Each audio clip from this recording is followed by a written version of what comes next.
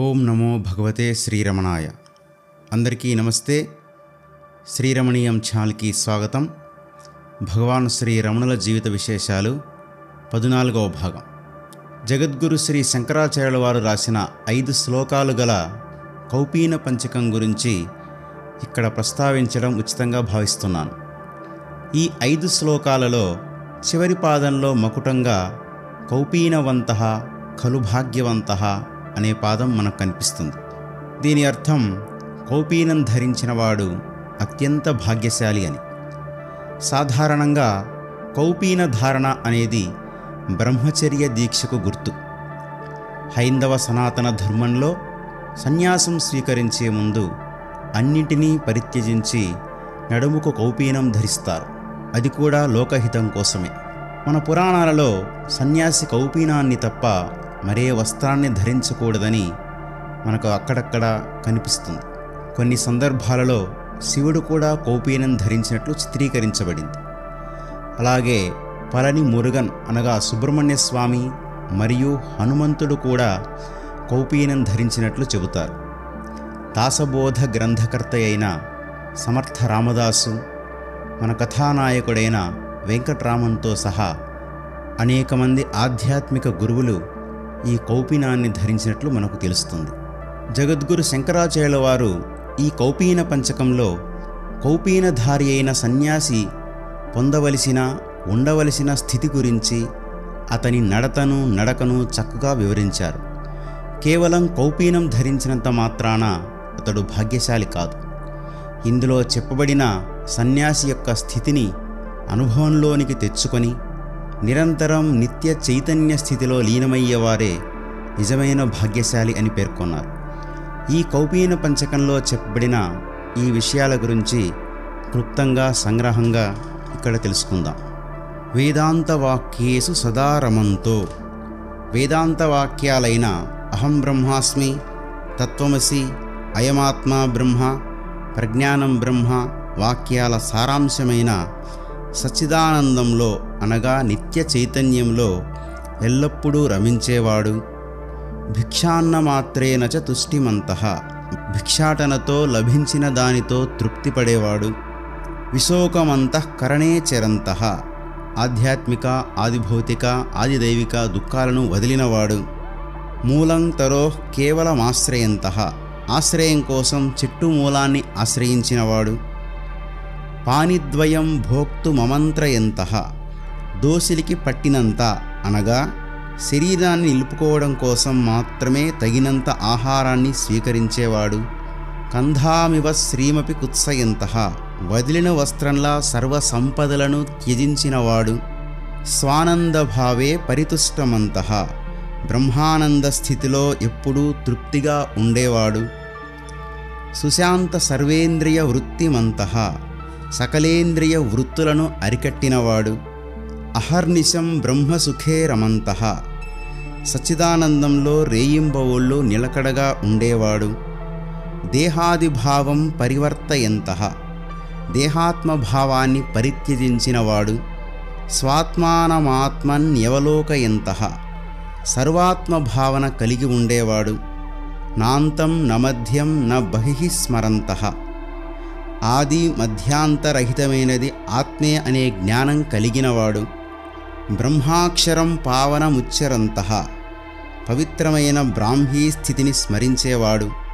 బ్రహ్మాహమస్మీతి విభావయంతః, అహం బ్రహ్మాస్మి అనగా నేనే బ్రహ్మను అనే భావాన్ని కలిగి ఉండేవాడు.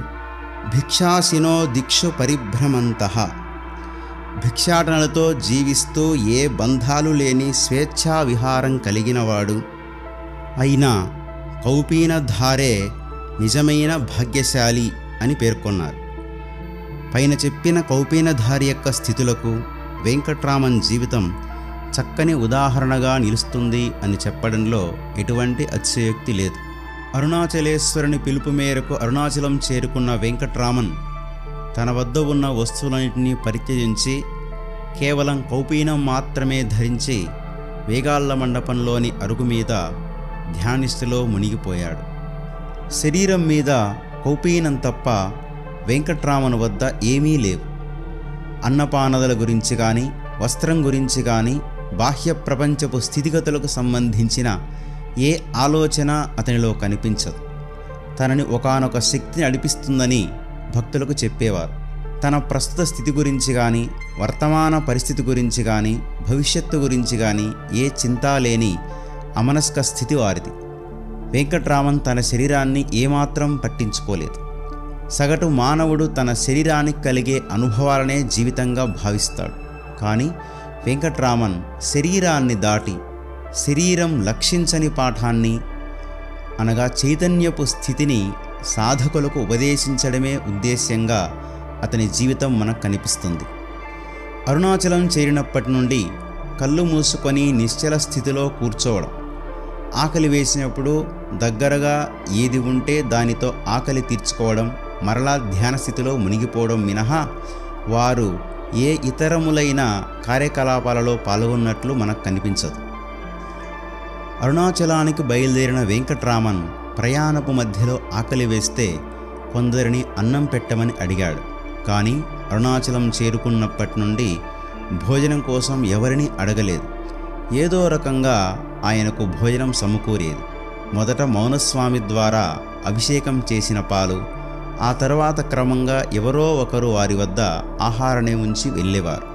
వారికి మెలకువ వచ్చినప్పుడు ఆ ఆహారాన్ని తీసుకునేవారు, మరలా ధ్యానంలో మునిగిపోయేవారు. అప్పటికి వెంకట్రామన్ అరుణాచలం చేరుకొని 4 నెలలు పూర్తి అయింది. మొదటి రోజు వర్షపు నీటిలో తడవడం తప్ప ఇప్పటి వరకు స్నానం లేదు. జుత్తుకు ఎలాంటి సంస్కారము లేదు. శరీరం అంతా దుమ్ము ధూళితో, మాసిన జుట్టుతో చూపరులకు బీభత్సంగా ఉండేవాడు. అరుణాచలేశ్వర ఆలయ ప్రాకారంలో ఉండే రోజుల్లో పొన్నుస్వామి అనే భక్తుని భార్య యొక్క చొరవతో మొదటి స్నానం జరిగింది. ఆ తరువాత మరలా సంవత్సర కాలం వరకు వెంకట్రామన్కు 2వ స్నానం జరగలేదు. శరీరానికి స్నానం అయ్యింది, కానీ కట్టుకున్న కౌపీనం ఇంతవరకు మారలేదు. అరుణాచలం చేరుకున్నప్పుడు ధరించిన కౌపీనమే ఇంతవరకు వారి శరీరం పైన నిలిచింది. ఒకే కౌపీనం ఎక్కువ కాలం ధరించినందువల్ల, కౌపీనానికి ఎటువంటి శుభ్రత కార్యకలాపాలు లేకపోవడం వల్ల క్రమంగా ఆ కౌపీనం చినిగి చీలికలు పేలికలు అవడం ప్రారంభమైంది. అది మాసిపోవడం వలన అది ధరించిన చోట వెంకట్రామన్కు పుండ్లు ఏర్పడ్డాయి. అందువల్ల ఆ కౌపీనం కూడా తీసివేసి 1 నెల రోజులు నగ్నంగా ఉండటం జరిగింది. దేవాలయ అధికారులు ఆక్షేపించేవారు. కానీ శరీరాన్ని పట్టించుకునే స్థితిలో వారు ఉంటే కదా. తన శరీరం మీదికి కొత్త కౌపీనం వచ్చిన విషయాన్ని రమణులు తర్వాత భక్తులతో ఇలా చెప్పారు: నేను ధరించిన గోచీగుడ్డ చర్మాన్ని తాకి ఉన్న చోట పుండ్లు పడినవి. ఆ పుండ్లు విపరీతం అయినప్పుడు గోచీని తీసివేశాను, అంతే తప్ప ఏ రకమైన దుస్తులు లేకుండా దిగంబరంగా ఉండాలనే వైరాగ్య భావంతో కాదు, అంతే. అప్పుడు ఒక వృద్ధ గురుకులులు ఉండేవారు. తమ ఇంటి నుండి కొంత ఆహారాన్ని నాకు పంపిగాని, లేక గుడి నుండి అభిషిక్త క్షీరాన్ని తెప్పించి గాని మొదటిసారిగా క్రమం తప్పక నాకు భోజనం ఏర్పాటు చేశారు. దిగంబరిగా 1 నెల రోజులున్న తరువాత ఆ వృద్ధ గురుకులులు ఒకరోజు నాతో ఇలా అన్నారు: పిల్లవాడా, కార్తీక దీపోత్సవం రాబోతున్నది. 24 జిల్లాల నుంచి జనం ఇక్కడ గుంపులుగా చేరుతారు. అన్ని జిల్లాల నుంచి పోలీసులు కూడా వస్తారు. ఈ విధంగా దిగంబరంగా ఉంటే నిన్ను పట్టుకొని జైల్లో వేస్తారు. కాబట్టి గోచీ పెట్టుకో. ఇలా చెప్పి వాళ్ళే ఒక కొత్త గుడ్డ తెచ్చి 4 మనుష్యుల చేత నన్ను లేవదీయించి గోచీగుడ్డ ముక్కను నా మొలకు చుట్టారు అని పేర్కొన్నారు. భగవాన్ చెప్పిన పై విషయాలు గమనిస్తే వారు శరీరాన్ని బొత్తిగా పట్టించుకోకపోవడం, దానిమీద ఏమాత్రం దృష్టి లేకపోవడం వారిలో మనకు స్పష్టంగా కనిపిస్తున్న అంశం. అర్చక స్వాముల పుణ్యాన ఇప్పటికైనా వెంకట్రామన్కు ఒక కొత్త గోచి వచ్చింది. మరలా ఇది ఎప్పుడు మారుతుందో అన్న విషయాల గురించి తర్వాత వీడియోలో తెలుసుకుందాం. ఈ వీడియో కనుక మీకు నచ్చినట్లయితే లైక్ చేయండి, షేర్ చేయండి. భగవాన్ శ్రీ రమణుల జీవితానికి సంబంధించిన మరిన్ని విషయాలు తెలుసుకోవడానికి ఈ ఛానల్ను సబ్స్క్రైబ్ చేసుకోండి.